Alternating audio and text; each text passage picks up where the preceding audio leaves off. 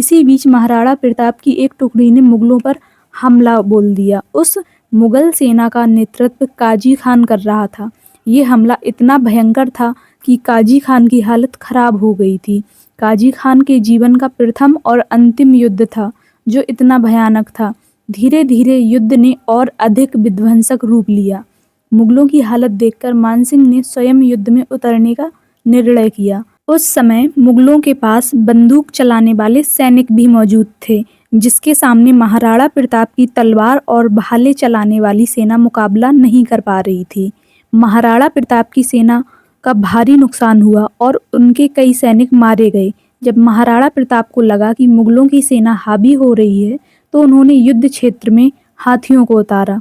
महाराणा प्रताप के हाथी लोना और रामप्रसाद ने युद्ध में अपना कहर दिखाया, जिससे समस्त मुगल सेना भयभीत हो गई। लेकिन मुगलों की बंदूक का निशाना ये दोनों हाथी भी बन गए। अब महाराणा प्रताप की तलवार और भी विनाशकारी रूप ले चुकी थी। वह अपने प्रिय घोड़े चेतक पर सवार होकर युद्ध में हाहाकार मचा देते हैं। इसी बीच उनके बहादुर सरदार भीम सिंह दौड़िया ने मुगल सेनापति मानसिंह को देखा और अपनी पूरी ताकत से मानसिंह की ओर भाला फेंका, लेकिन मानसिंह इस बार बच गया। तभी मुगलों के सैनिकों ने भीम सिंह को घेर लिया और भीम सिंह ने बहुत बहादुरी से युद्ध लड़ते लड़ते अपनी जान दे दी। भीम सिंह की मृत्यु देखकर महाराणा प्रताप क्रोध की ज्वाला में जल उठे और वह अत्यंत क्रोध में अपने घोड़े को मानसिंह की ओर मोड़ देते हैं।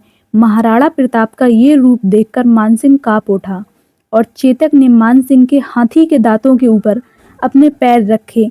महाराणा प्रताप का भाला महावत और हाथी को चीरता हुआ मानसिंह की ओर बढ़ा और हाथी बेकाबू होकर भागने लगा।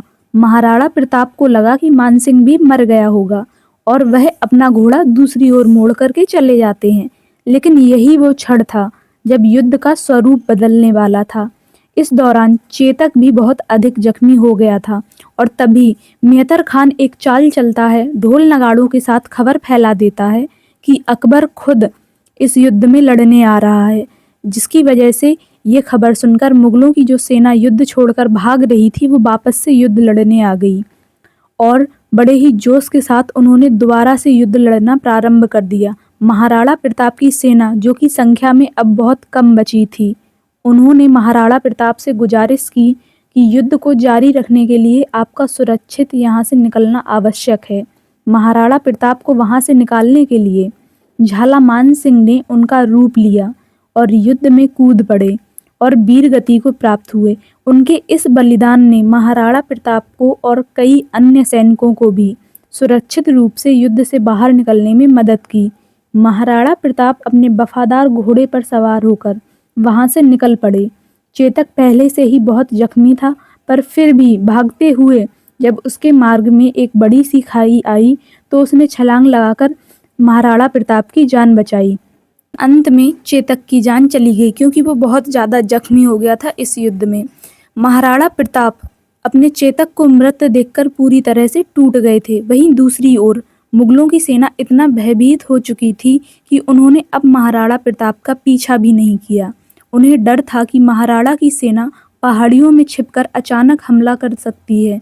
अगले दिन मानसिंह और मुगलों की सेना में गोगुंदा किले के चारों ओर ऊंची दीवार बनाई कि महाराणा प्रताप की सेना दोबारा हमला न कर सके। लेकिन महाराणा प्रताप ने किले की रसद रुकवा दी, जिससे मुगलों को खाने पीने के सामान मिलना मुश्किल हो गया। फिर उन्होंने अपने घायल घोड़ों को मारकर खाना शुरू कर दिया। महाराणा प्रताप को युद्ध जारी रखने के लिए भले ही पीछे हटना पड़ा था, लेकिन प्रताप ने अकबर के सारे मंसूबे नाकाम कर दिए थे। अकबर का उद्देश्य प्रताप को जिंदा पकड़ना था और मेवाड़ को मुगल साम्राज्य से मिलाना था, लेकिन वो असफल हो चुका था और वह अपनी सेना और सेनापतियों से इतना नाराज था कि जब वे युद्ध के पश्चात दरबार पहुंचे तो उसने उन सब के लिए अपने दरवाजे बंद कर दिए। इससे साफ नजर आता था कि हल्दी घाटी के युद्ध परिणाम से अकबर बहुत असंतुष्ट था। वहीं दूसरी ओर महाराणा प्रताप अपने आप को युद्ध के लिए और भी बेहतरीन तरह से तैयार कर रहे थे। इस बार उन्होंने गौरिल्ला युद्ध रणनीति अपनाई और जो मुगल मेवाड़ पर विजय प्राप्त करने आए थे, अब वह सिर्फ मेवाड़ में कैद होकर रह गए थे। उनको इतना भय हो गया था कि पता नहीं कब कहाँ से उनके ऊपर प्रताप हमला कर दें। महाराणा प्रताप ने निरंतर अपना युद्ध जारी रखा। 6 साल बाद उन्होंने अपनी एक और सेना तैयार की। 1582 में दीवेर का युद्ध महाराणा प्रताप और अकबर के बीच लड़ा जाता है। इस युद्ध में महाराणा प्रताप का पुत्र अमर सिंह भी था, जिसका सामना अकबर के चाचा सुल्तान खान से हुआ, और अमर सिंह ने अपने पिता के भांति ही पूरी वीरता के साथ सुल्तान खान को मार गिराया। सुल्तान खान मुगल सेना का नेतृत्व कर रहा था, और जब सुल्तान खान की मृत्यु हो गई तो मुगल सेना भाग खड़ी हुई, और इस युद्ध में महाराणा प्रताप की विजय हुई और मुगल सेना के 36,000 सैनिकों ने महाराणा प्रताप के आगे आत्मसमर्पण कर दिया।